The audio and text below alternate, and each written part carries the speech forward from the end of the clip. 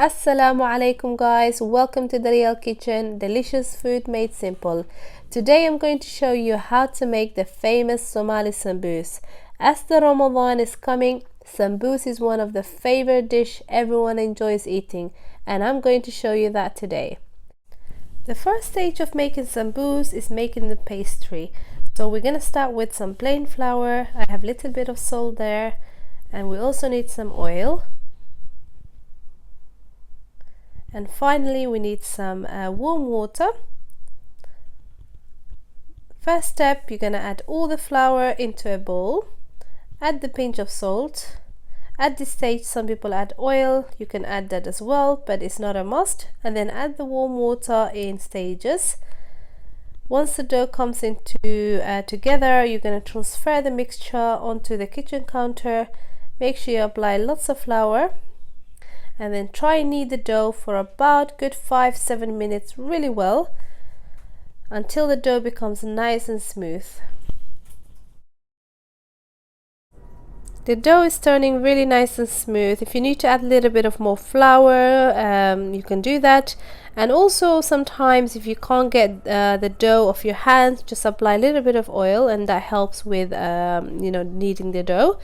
We're going to shape the dough into a ball shaped, and then we're going to cover and just to let the dough rest for about 20 minutes, and then after that we can work on making our pastry. Next you're going to shape this into a log or a roll, and then we're going to cut these into 5 sections. And remember always to keep applying a bit of dusting of flour. This just helps for you to work with the dough much easier. And now just go ahead and cut into 5 sections.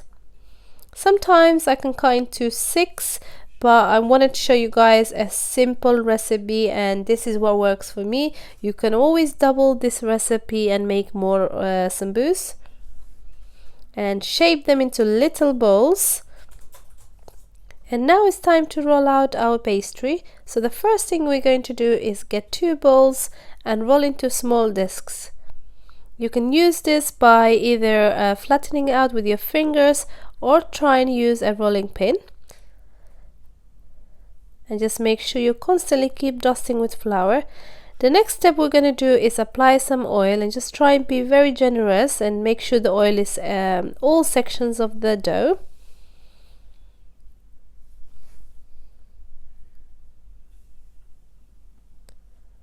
And then apply some dusting of flour.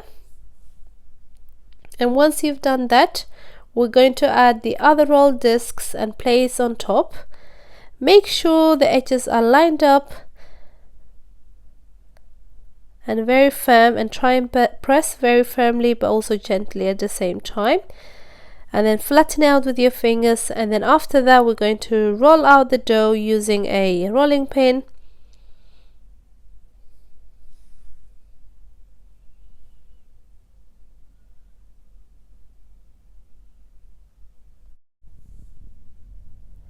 And now it's time to roll out the dough using a rolling pin, and just keep constantly applying some dusting of flour.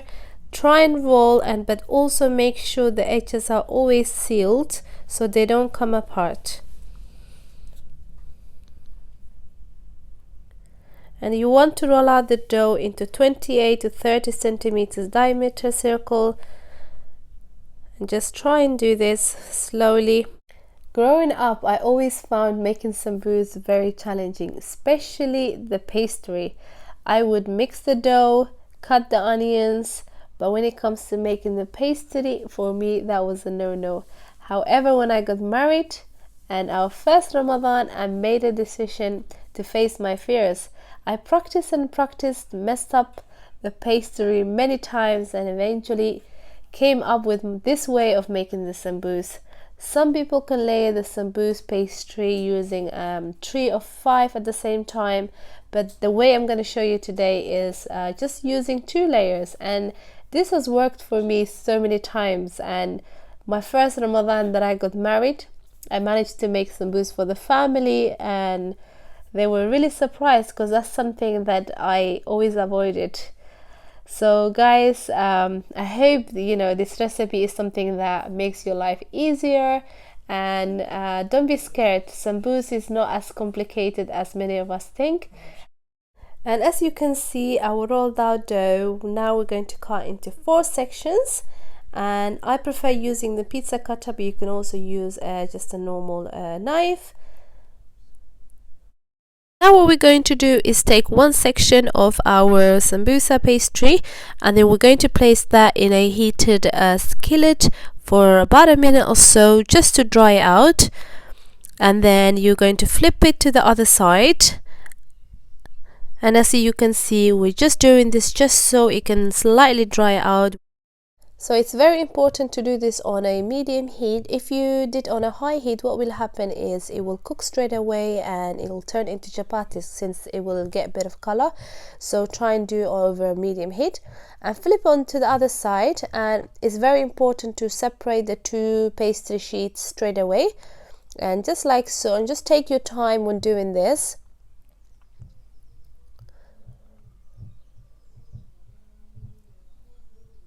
And there we go, we have our first pastry done. If done, just cover them up and set aside until you finish with the rest of the pastry. I'm going to show you a couple of more, and then we're going to start on making the filling. And at this stage, actually, there's another cheat way of making sambusa, which I will be sharing with you in the next couple of days. And so we will be not making pastry, but we'll use another form of sort of wrap. And that's our pastry done, and I hope this is getting easier for you. It's very easy, and not everyone is perfect with making sambusa, and it's definitely a challenge, especially making your own pastry. And finally, what I wanted to let you know is for the little circles that I'm making, they measure about 12 centimeters, but you can roughly see how the sizes are, and just try and work on it, and slowly it will get easy. And the most important tip is applying the oil as well as the flour. Don't forget that, because that is what the oil will help the pastry to separate later, and the flour will help for you to be able to roll this. Otherwise, if you just place the oil, what will happen is it won't stick together, and it will just constantly, whenever you try to roll, it will keep separating.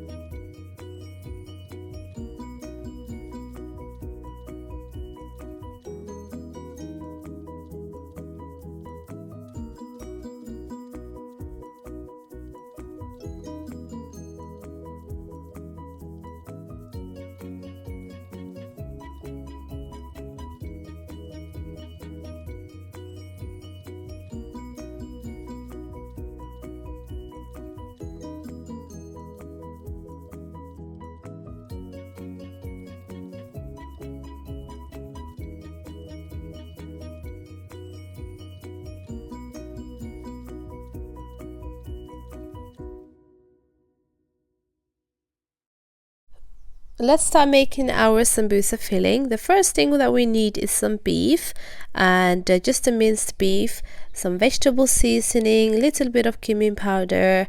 We also need some black pepper, salt, and paprika to taste. And then we need some garlic, some fresh coriander. If you don't have fresh, you can use just a dry coriander. And then we need some fresh chilies and also some onions.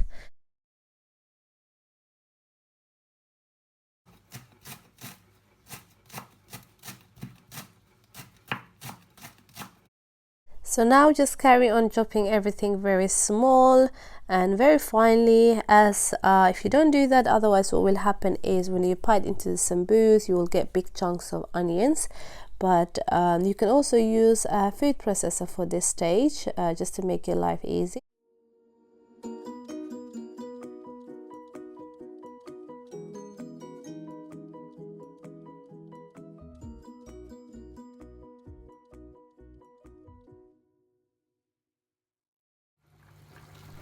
What you need now is using either a skillet or a pan. We're going to cook our meat, and just try and cook the meat, make sure it's thoroughly cooked.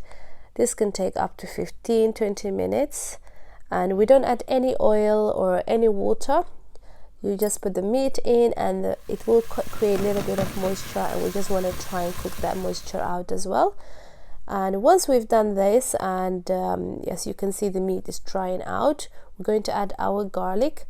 And I like to add the garlic just because of the flavor, and also just to add a little bit of freshness in there. And then finally we're going to add our onions, the chopped onions, the coriander. If you're not cooking this sambusa for kids, you could add your chili in at the same time, but I like to separate and do different fillings, one with chili and one without the chili. And then we're going to add also our seasoning at this stage. And as soon as you add the onions in, you want to turn off the heat and remove the pan from the heat, because we don't want to cook whilst we have the onions in there.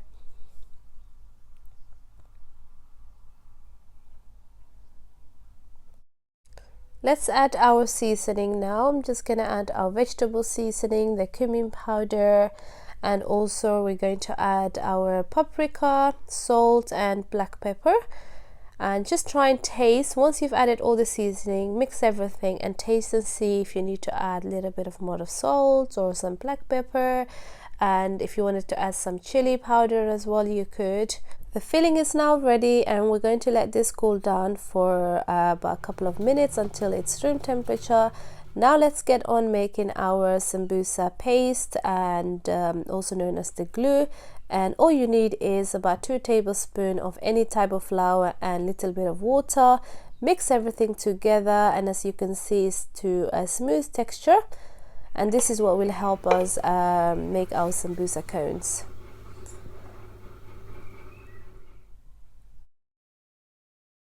And what I've done now is I have divided my sambusa filling, and I've added some chili into one and left the other one, so the children can also enjoy eating sambus. And now that we have our filling ready, we are going to the final step of the sambus journey. And now get one of the sambusa wrappers, and as you can see, just make a little angle, apply a little bit of the paste, and just be very generous. Just make sure it's applied from top to the bottom, and then you want to try and close that. Just make sure that that section is closed really well and it's got a good seal. And then now let's fill, and I tend to put about 1.5 tablespoons or so, and then we're going to push in, and we're going to apply a little bit more of the glue, and this is just the final part of sealing the sambusa wrap. This was always something that I struggled with, and some people find this part easy. If you're good with working with your hands, this might be easier. And just try and seal. The most important part is just to make sure that the sambusa tips, all 3 corners, are sealed well.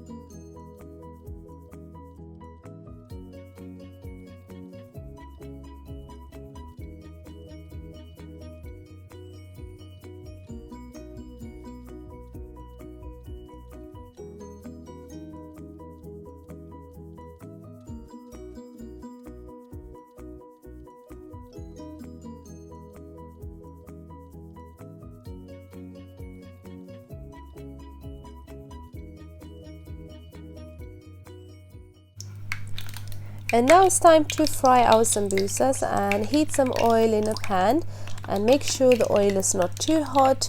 I tend to test using the glue paste, just put a drop and see how it is. If it colors straight away, that means the oil is too hot. We're going to fry the sambusa until golden brown.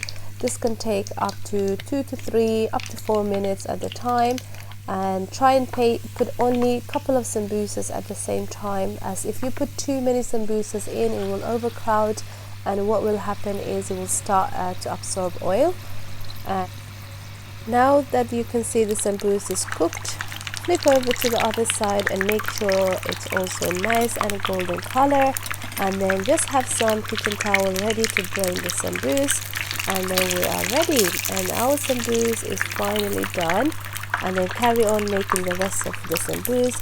Otherwise, what you can do is place the sambusa in the freezer and then leave it and just fry a couple of sambusa every day rather than frying everything off.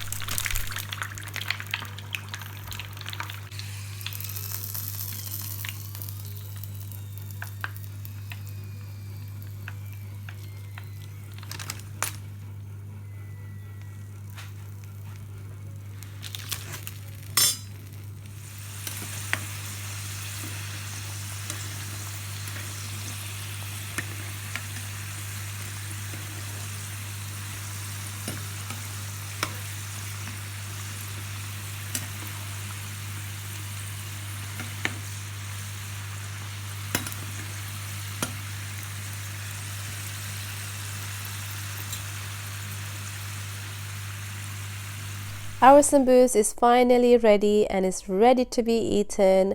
I hope you guys have enjoyed this recipe. If you have, don't forget to like, subscribe and comment down below.